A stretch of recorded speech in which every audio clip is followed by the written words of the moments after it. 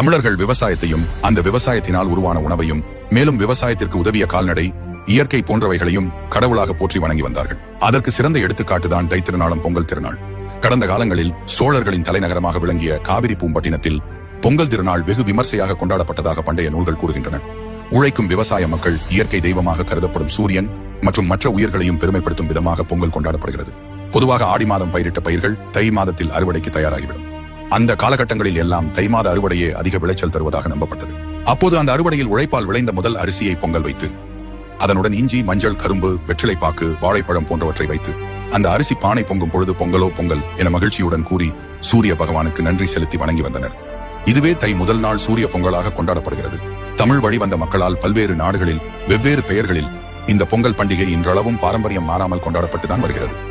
இந்த பொங்கல் திருநாளில் அனைத்து நன்மைகளும் உங்களுக்கும் உங்கள் குடும்பத்தினருக்கும் வந்து சேரும். அனைவருக்கும் இனிய பொங்கல் திருநாள்